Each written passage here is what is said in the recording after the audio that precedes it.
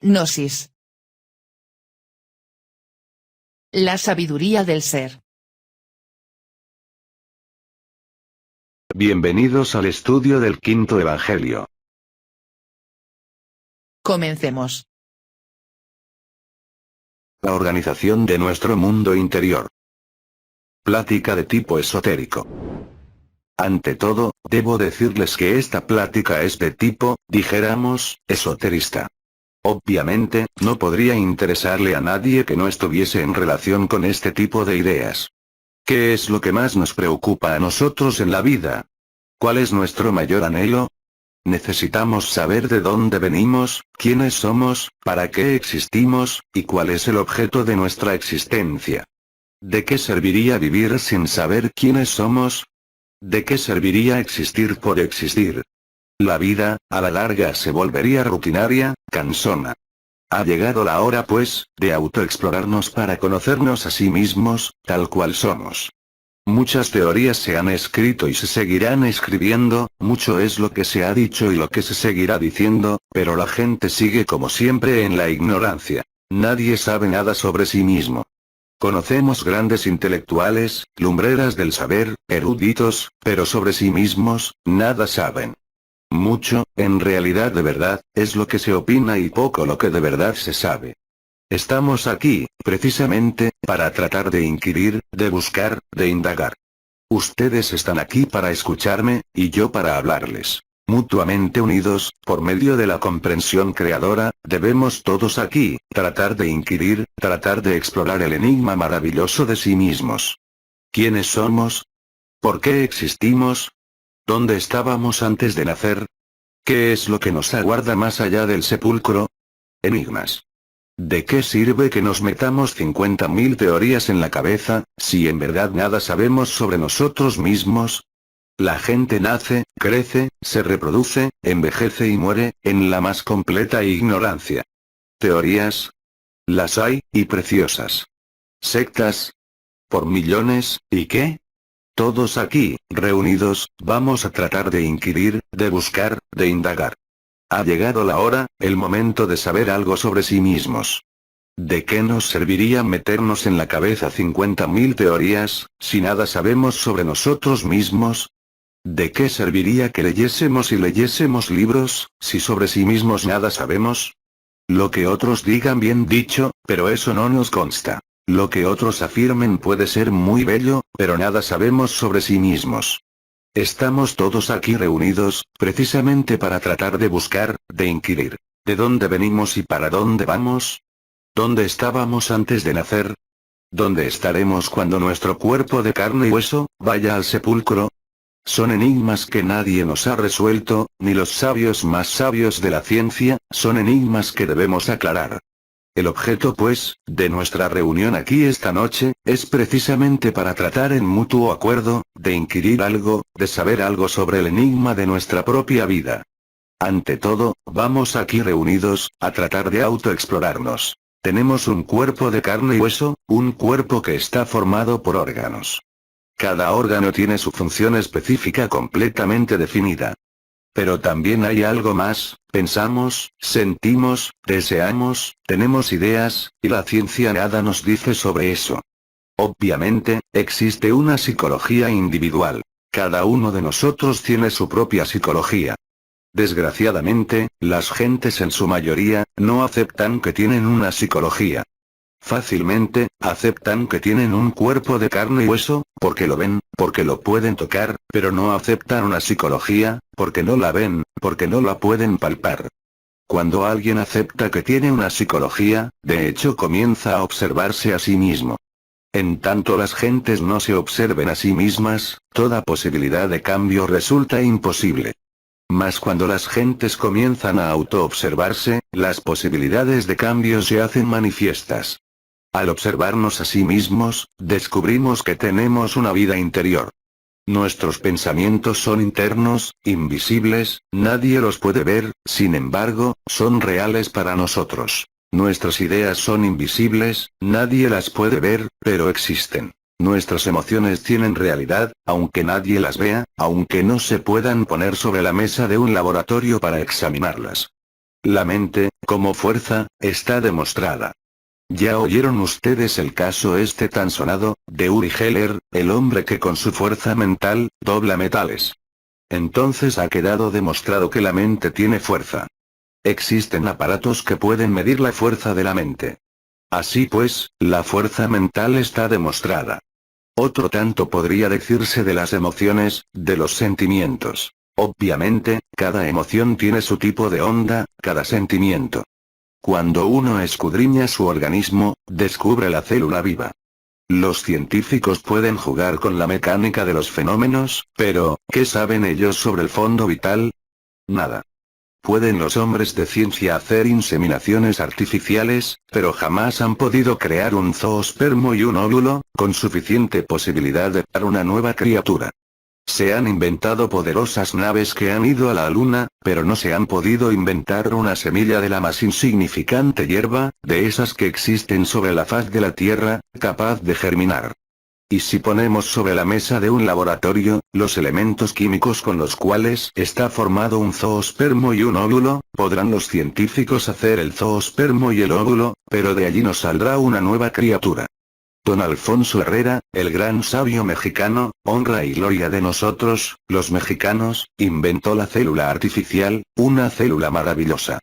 Bien saben los científicos que Don Alfonso, es el autor de la teoría de la plasmogenia. Pero aquella célula que él inventó, que él fabricó, igual en todo a una célula viva, fue una célula muerta, una célula que nunca tuvo verdadera vida. ¿En qué se basan los científicos materialistas, enemigos del eterno, para negar lo divinal? ¿En qué se fundamentan, si no son capaces de crear vida? ¿Cuál es su punto de apoyo?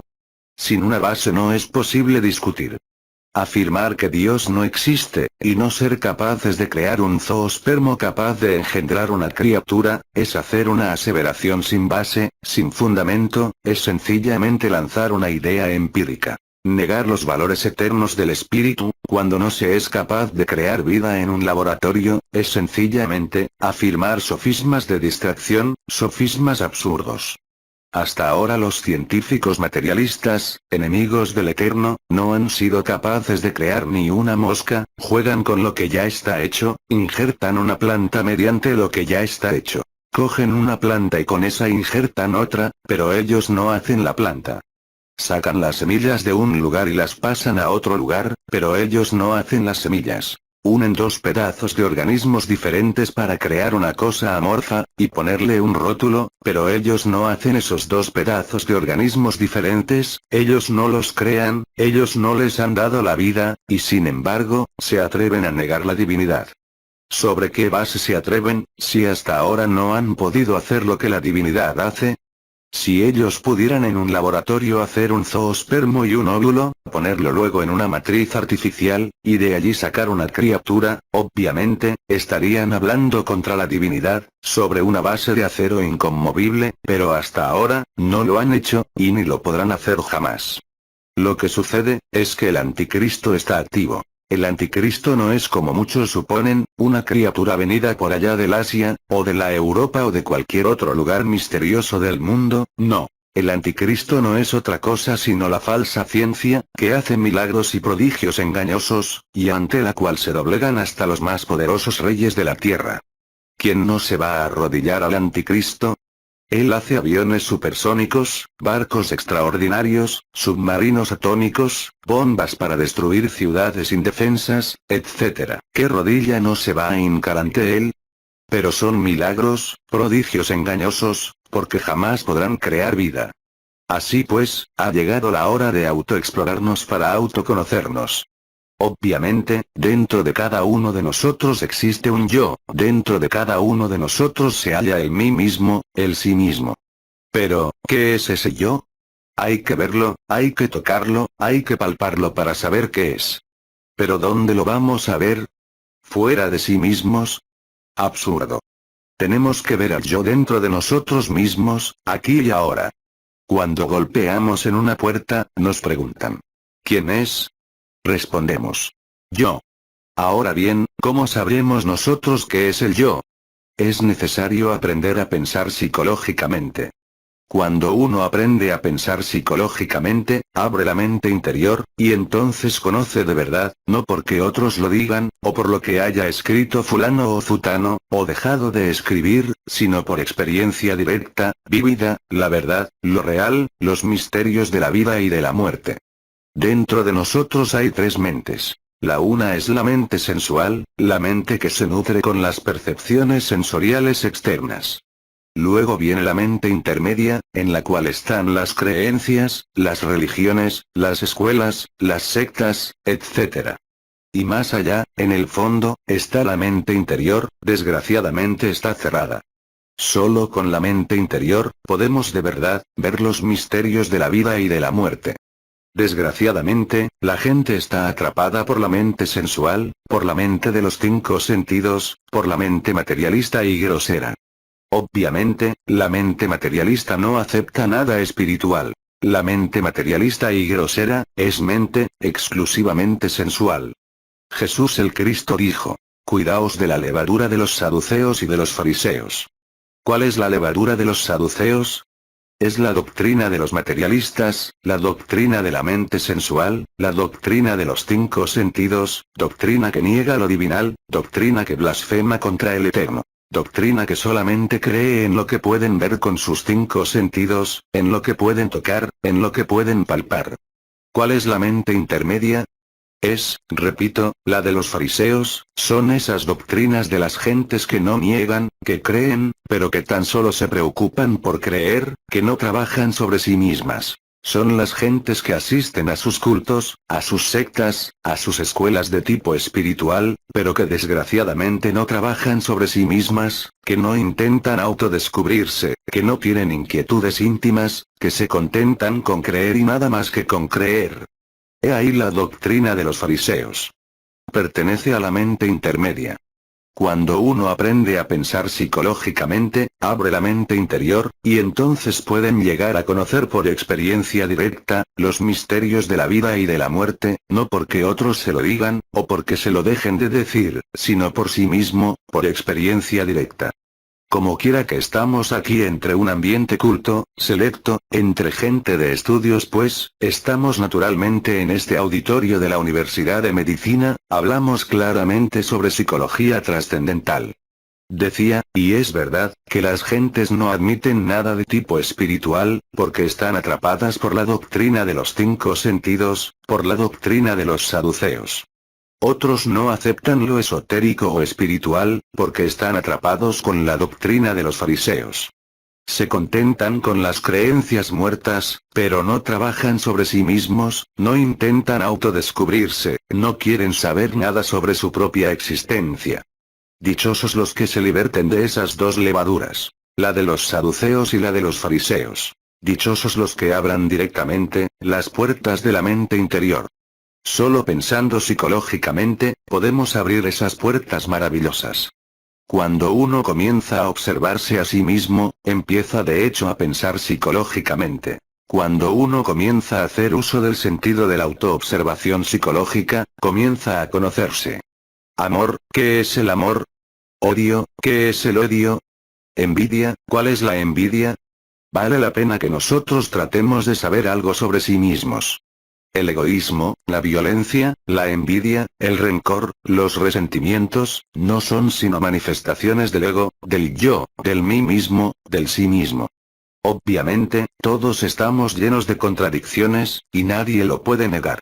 Esto nos indica que el yo no es una unidad como muchos creen, sino una multiplicidad. Es decir, no tenemos un solo yo, sino muchos yoes. Yo tengo celos, yo tengo ira, yo tengo codicia, yo tengo envidia, yo tengo lujuria. Son diversos yoes. Diversos yoes que luchan entre sí por la supremacía. Diversos yoes que quieren controlar los centros del organismo humano. Así pues, dentro de cada persona hay muchas personas, es decir, muchos yoes. Cada yo psicológico es diferente. Cada yo psicológico tiene un cerebro intelectual, un cerebro emocional y un cerebro motor. Dentro de nuestro cuerpo hay pugnas, hay luchas. ¿Quién podría pensar que dentro del organismo humano haya tanta pugna? ¿Quién podría admitir que realmente, dentro de una persona vivan muchas personas? Y es verdad, viven. Cuando yo era joven, hablaba del subconsciente y de sus reflejos, entonces comprendía que el yo tenía muchos reflejos. Más tarde, entendí que el yo era pluralizado, que dentro de una persona, habitaban muchas personas, y que esas muchas, no guardaban concordancia alguna, no había un orden entre ellas. Se peleaban, reñían por la supremacía. Y cuando una de esas lograba imponerse en la máquina orgánica, entonces era verdaderamente, cuando se manifestaba con todos sus adefesios, con todas sus aberraciones. Pero más tarde era desplazada por otros yoes. Ahora vamos entendiendo, el por qué hay tantas contradicciones entre los seres humanos. Si nos pudiésemos ver en un espejo de cuerpo entero, tal como somos, quedaríamos horrorizados de sí mismos. Nosotros tenemos dentro, legión de yoes. No un yo, tenemos muchos yoes.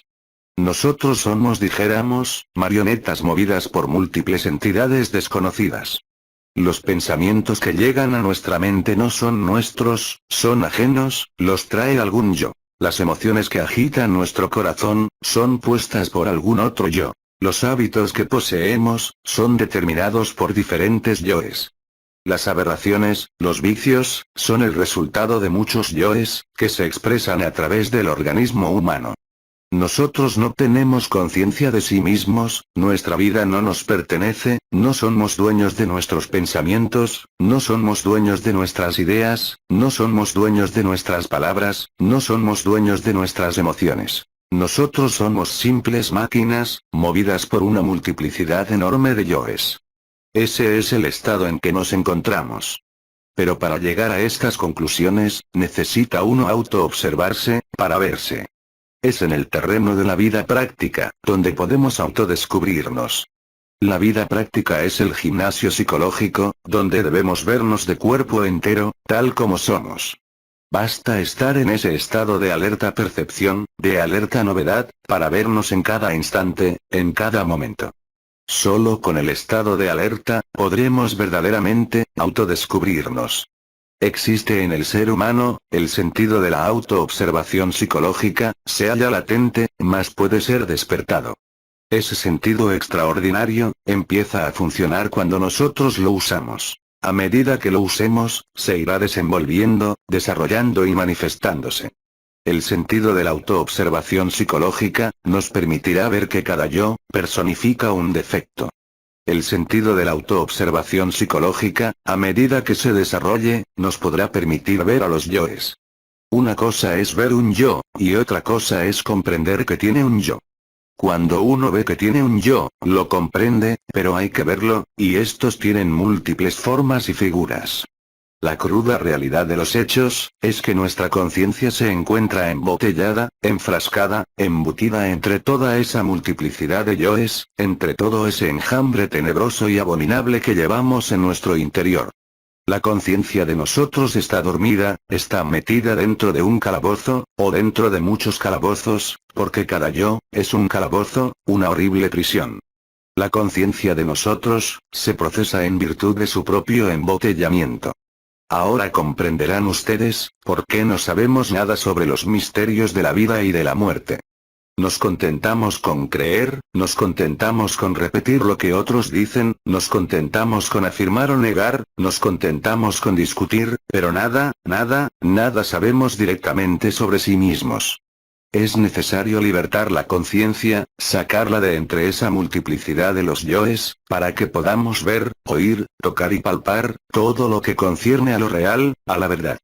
Cuando la conciencia se emancipa, se hace la luz en nuestro interior, y las tinieblas desaparecen. Entonces es cuando quedamos iluminados, entonces es cuando sabemos quiénes somos, de dónde venimos, para dónde vamos, cuál es el objeto de nuestra existencia, para qué existimos y por qué. Pero, mientras la conciencia continúe enfrascada entre esa multiplicidad de personas que cargamos en nuestro interior, nada sabremos sobre sí mismos. Nos llenaremos la cabeza de teorías, repetiremos lo que nos enseñen otros, pero directamente, no tendremos ninguna prueba de sí mismos, no tendremos ningún conocimiento directo sobre los misterios de la vida y de la muerte. Los griegos dijeron, "Noscete ipsum", hombre, conócete a ti mismo y conocerás al universo y a los dioses. En tanto no nos conozcamos a sí mismos, no conoceremos ni al universo ni a los dioses, no sabremos nada de nada, nuestra cabeza estará llena de teorías y eso es todo. El día que nos conozcamos de verdad, directamente, no por lo que otros digan o dejen de decir, sino directamente, no por lo que otros escriban o dejen de escribir, sino directamente, ese día, de verdad, conoceremos al universo y a los dioses, como dijeron los griegos. Ese día conoceremos de verdad, los misterios de la vida y de la muerte. El hombre está contenido en la naturaleza, y la naturaleza en el hombre. Si no descubrimos las leyes de la naturaleza dentro de sí mismos, no las descubriremos jamás fuera de sí mismos. Si no descubrimos los misterios de la vida y de la muerte dentro de sí mismos, no los descubriremos fuera de sí mismos nunca jamás. Ha llegado el instante de que nosotros nos esforcemos por saber algo de nosotros mismos, por saber algo de eso que cargamos dentro, de ese yo que grita, de ese yo que se aferra en la vida. Desgraciadamente, las gentes están autoencerradas dentro de la rigidez de sus mentes, agarradas al ego, al yo, al sí mismo. No tienen ganas de verdad de autoconocerse, de saber algo sobre su identidad psicológica. Somos totalmente ignorantes, pero no sabemos que lo somos. Parafraseando a Sócrates diría, no solamente no sabemos, sino que además, ni siquiera sabemos que no sabemos.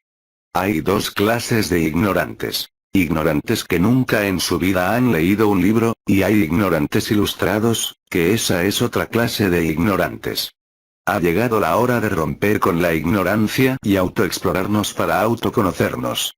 Cuando uno se ve envuelto en una escena de celos, como por ejemplo, ¿qué debe hacer? Observarse a sí mismo en acción. Ya en casa, meditar, reconstruir la escena para saber exactamente qué fue lo que funcionó en sí mismo, en tales instantes. Entonces se descubre, que hubo ira también, promovida por los celos. Llega a la conclusión de que dos yoes intervinieron en la acción. Celos e ira. Enjuíciense los celos, analícense, descuartícense, para que se vea su vacuidad. El hombre que cela a una mujer, no sabe jamás con quién cuenta, el hombre que no la cela, viene a saber de verdad con quién cuenta. Recordemos aquel cuento de las 1001 noches. Se trata de un gigante maravilloso que adoraba a una mujer, la quería demasiado, pero era celoso en gran manera. Resolvió tenerla en un cofre con 7 candados. La sacaba de noche para dormir con ella, y nada más. Ella era astuta, permitía que su amante, su marido se durmiera, ella lo dormía en sus brazos.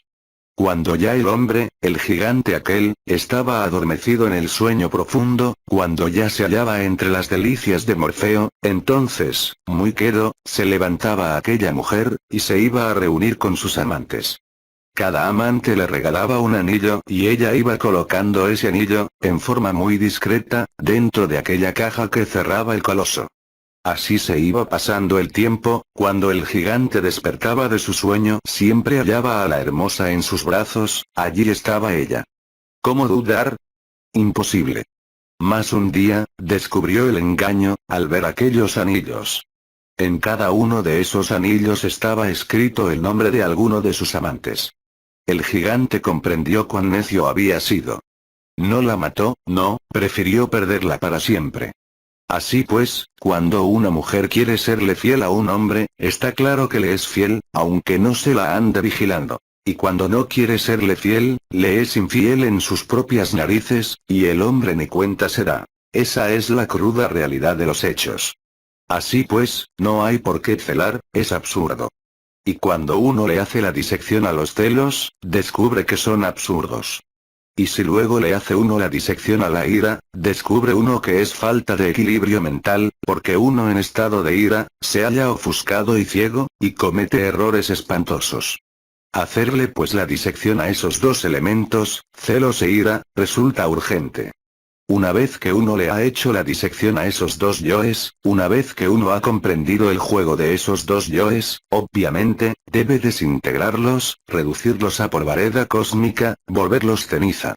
Desafortunadamente, la mente por sí misma, no es capaz de alterar nada fundamentalmente. La mente puede pasar un defecto, de un departamento a otro del entendimiento, puede rotularlo con distintos nombres, puede esconderlo de sí misma o de los demás, puede condenarlo, justificarlo, pero jamás desintegrarlo. Si se quiere desintegrar un defecto psicológico, se hace necesario entonces apelar a un poder que sea superior a la mente. Existe afortunadamente en nuestro organismo psicológico un poder superior, quiero referirme en forma enfática a ese poder que los hindustanes llamaran, Devi Kundalini. Obviamente, se trata de un fuego maravilloso que se encuentra oculto en todo lo que es, en todo lo que ha sido, en todo lo que será. Es un fuego que se halla latente en todo lo que tenga vida. Es un fuego solar, invisible como son invisibles las ideas, invisible como son invisibles los pensamientos, invisible como son invisibles los deseos, pero real. Ese fuego, fue simbolizado por nuestros antepasados de Anáhuac, con el nombre de Tonantzin. Ese fuego fue simbolizado por los egipcios con el nombre de Isis y por los cretenses con el nombre de Cibeles. Y por los griegos con el nombre de Diana. Y por los cristianos con el nombre de María. Ella es Stella Maris, es decir, la Virgen del Mar, una parte de nuestro propio ser, pero derivado. Nuestro ser tiene muchas partes, y Stella Maris es una de esas partes íntimas del propio ser. Si se apela a esa parte del ser, si se suplica a esa parte del ser, entonces se es auxiliado. Y esa parte del ser podrá desintegrar, pulverizar aquellos dos yoes de nuestro ejemplo, podrá reducirlos a ceniza, y la conciencia, que embotellada se encontraba en cada uno de ellos, es liberada. Esa conciencia es luz, esa luz es conciencia, vean ustedes pues, la íntima relación existente entre luz y conciencia. Dentro de nosotros cargamos profundas tinieblas, pero a medida que esos yoes se van desintegrando, la luz va brillando en las tinieblas. La luz siempre vence a las tinieblas. Y cuando las tinieblas que cargamos en nuestro interior sean destruidas, solo quedará en nosotros la luz. Entonces estaremos iluminados. Entonces, despiertos e iluminados, podremos ver, por sí mismos, los misterios de la vida y de la muerte. Entonces, despiertos, podremos nosotros escuchar las armonías del cosmos infinito. Entonces, despiertos, podremos nosotros penetrar en el átomo y en el cosmos, conocer los misterios del vil gusano, que se arrastra entre el lodo de la Tierra y los misterios de la galaxia en que vivimos. Pero hay necesidad de despertar. Los 4 evangelios insisten en la necesidad de despertar, pero continuamos dormidos. No sabemos que estamos dormidos. Si las gentes supieran que tienen la conciencia dormida, iniciarían el despertar. Los locos en el manicomio, cuando comienzan a aceptar que están locos, es señal de que ya comienzan a despertar. Así también, cuando todavía no aceptan que están locos, es señal de que se encuentran muy relocos. También nosotros estamos dormidos, pero cuando aceptamos que estamos dormidos, es señal de que queremos despertar. Así pues, despertar es lo importante, para poder conocer la verdad. La verdad no es cuestión de teorías, no es cuestión de lo que otros digan. Alguien podría decir lindos conceptos sobre la verdad, pero esa no es la verdad. Alguien podría tener una bellísima idea sobre la verdad, pero esa no es la verdad. Alguien podría dar una hermosa opinión sobre la verdad, pero esa no es la verdad. Cuando a Jesús el Cristo le preguntaron, ¿qué es la verdad?, guardó silencio. Y cuando al Buda Gautama Sakyamuni, le preguntaron, ¿qué es la verdad?, dio la espalda y se retiró. Y es que la verdad no es cuestión de ideas ni de conceptos, la verdad hay que verla, tocarla y palparla.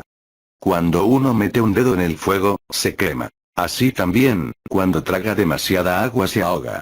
De forma similar diremos, que la verdad hay que experimentarla como cuando se quema, o como cuando uno se ahoga. Hay que conocer la verdad, y esta nos hará libres, pero no es la verdad lo que alguien nos diga, o nos deje de decir, hay que experimentarla, sentirla. Está más allá del cuerpo, de los afectos y de la mente. Pero solo conociéndonos a sí mismos, descubriremos dentro de nosotros la verdad. Y es que lo importante es descubrir la verdad. Hoy por hoy, repito, somos simples marionetas, movidas por hilos invisibles, controladas por muchas personas que interiormente llevamos en nuestra psiquis. No tenemos una verdadera individualidad. El yo que hoy jura amor eterno a una mujer, más tarde es desplazado por otro yo que nada tiene que ver con ese juramento, entonces la personalidad se retira, y la infeliz queda decepcionada. El yo que jura amor eterno por una causa, más tarde se retira, y entonces sus compañeros quedan asombrados. No tenemos un verdadero sentido de responsabilidad moral, porque no gozamos de un centro de gravedad permanente. No tenemos una individualidad auténtica. Estamos llenos de terribles contradicciones. Y sabemos que estamos llenos de contradicciones, no lo ignoramos, pero intencionalmente nos autoengañamos a sí mismos. Si nosotros somos sinceros, vemos que estamos llenos de espantosas contradicciones. Quiero comer, dice el yo del estómago. No, yo no quiero comer ahora, dice el yo del intelecto, voy a estudiar una obra. Al diablo con la obra. Exclama el yo del movimiento, mejor me voy a dar un paseo. Fíjense cuántas contradicciones. Nadie es el mismo, siquiera media hora. Si yo pensara que alguno de ustedes es el mismo por media hora, estaría abusando de mí mismo y estaría abusando de ustedes. Una persona, hoy puede estar muy dulce y bondadosa, y mañana puede estar lleno de ira. O no tan lejos, no tan mañana, puede que a la media hora ya esté llena de odio. Nosotros no somos los mismos a todas horas. Tenemos que aceptar la doctrina de los muchos, si es que de verdad, anhelamos un cambio radical, un cambio es fundamental. En tanto nosotros creamos que el yo es una individualidad, que tenemos un yo permanente, y que todos nuestros defectos no son sino funcionalismos de ese yo permanente, cualquier posibilidad de cambio resulta absolutamente imposible. Si estoy parado sobre una mesa, o digo sobre una tabla, para aclarar el ejemplo, y deseo levantar esa tabla y arrimarla contra una barda, lo primero que he de hacer, es bajarme de la tabla, levantarla y ponerla contra la barda. Pero si estoy parado sobre la tabla y no me levanto de la misma, obviamente, tampoco puedo hacer lo que quiero hacer. Así sucede, con nuestros defectos psicológicos, si creemos que son funcionalismos de un yo permanente, obviamente, no podremos desintegrarlos jamás. Mas si no nos identificamos con nuestros defectos, si aceptamos que son yoes diferentes, incuestionablemente podremos separarlos de nuestra psiquis, y desintegrarlos, pulverizarlos, volverlos ceniza. Así pues, esa multiplicidad de los yoes es una tremenda realidad. Desembotellar la conciencia es lo fundamental. Pero no podría sucederse eso, si no elimináramos las botellas, que son los yoes. Cuando uno despierta, los misterios de la vida y de la muerte se vuelven claros. Entonces es cuando uno viene a conocer, de verdad, el origen de su propia existencia. Un hombre es lo que es su vida. Si un hombre no trabaja su propia vida, está perdiendo el tiempo miserablemente. La muerte es el regreso al punto de partida original. Cuando llega a la hora de la muerte, regresamos también al comienzo de la vida. Esto de la muerte es algo maravilloso. Nadie podría conocer los misterios de la vida si antes no han conocido el enigma de la muerte. La muerte en sí misma es profundamente significativa. Ver el cadáver de un ser querido allí, en una sala mortuoria, no es haber conocido el enigma de la muerte. La muerte está llena de honda significación. Aquellos que han logrado despertar conciencia, saben lo que es la muerte, saben muy bien que la muerte es una resta de quebrados. Terminada la operación matemática, lo único que continúan son los valores, y dentro de ellos está embotellada la conciencia. Así pues, es obvio que cuando llega a la muerte, tres cosas van al panteón. Primera, el cuerpo físico. Segunda, el asiento vital o nexus formativus orgánico, que en estos tiempos actuales ya ha podido ser fotografiado. La tercera, la expersonalidad. Sobre esta, diré lo siguiente. Nadie nace con una personalidad, esta hay que crearla. Se crea durante los primeros 7 años de la infancia, mediante el ejemplo de los mayores, mediante las amistades, la escuela, y se robustece con el tiempo y las experiencias. Es energética, no es física. No la aceptarían jamás los fanáticos de la doctrina de los saduceos. Esta personalidad, a la hora de la muerte va al sepulcro. Ella entra y sale de la fosa sepulcral, se alegra cuando alguien la visita, luego se meterá otra vez a su ataúd. Tiene realidad, se va desintegrando lentamente, hasta que se acaba, hasta que se vuelve polvo y ceniza. pertenece a la quinta coordenada. El cuerpo vital, o asiento orgánico de nuestra vida, pertenece a la cuarta coordenada, y el cuerpo físico pertenece al mundo de 3 dimensiones. Todo eso va al sepulcro. Pero hay algo que no va al sepulcro, me refiero al ego, al yo, al mí mismo, al sí mismo. Me refiero a ese conjunto de yoes, a esos valores positivos y negativos, que se sumergen en la quinta coordenada. Allí reposan entre el seno de la eternidad. Mas existe también otra ley, una ley que es la ley del eterno retorno de todas las cosas. Todo retorna a su punto de partida original. Los mundos girando alrededor de los soles, vuelven siempre al punto original de partida, los átomos dentro de la molécula regresan al punto original de partida, todo retorna. Todo retorna. ¿Por qué no habrían de retornar esos valores? ¿Por qué esos yoes no podrían retornar? Retornan, y así está escrito. Pero eso lo sabe, estrictamente, el que ha despertado. Eso lo puede evidenciar el despierto, el dormido no puede evidenciar nada de eso. Retorna, regresan, se reincorporan en un nuevo organismo. Así renacemos, así volvemos a este mundo. Existe otra ley que se llama la ley de recurrencia. Todo vuelve a repetirse tal como sucedió, más sus consecuencias. El ego vuelve otra vez a proyectar sobre el tapete de la vida, su propia vida. El ego vuelve a repetir todos los incidentes de su existencia pasada. Es decir, nosotros nos llevamos, a la hora de morir, nuestra vida, como quien se lleva una película, la vida es una película. Y nosotros, traemos nuestra vida otra vez a este mundo físico, y la proyectamos sobre la pantalla de la existencia. Así pues, si no modificamos nuestra propia vida, la seguiremos repitiendo incesantemente, y eso es lamentable. Para cada alma, existen 108 existencias. Y si en 108 existencias, no somos nosotros capaces de hacer de nuestra vida una obra maestra, si en 108 existencias no somos capaces de desintegrar toda esa pluralidad del ego, entonces debemos involucionar, dentro de las entrañas de la Tierra, involucionar incesantemente hasta que el yo se vuelva cenizas, polvareda cósmica. La esencia que se tiene adentro, jamás podrá morir, porque es eterna.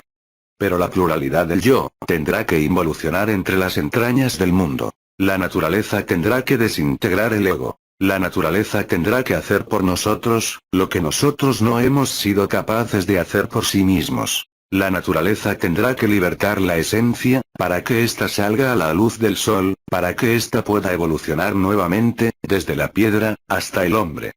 Y cuando reconquiste el estado humano que otrora perdiera, se le asigna otro nuevo ciclo de existencias. Así pues, la cruda realidad de los hechos es que necesitamos morir en sí mismos, aquí y ahora. En tanto dentro de nosotros continúen existiendo todos esos elementos que producen ira, todos esos elementos que producen guerras, todos esos elementos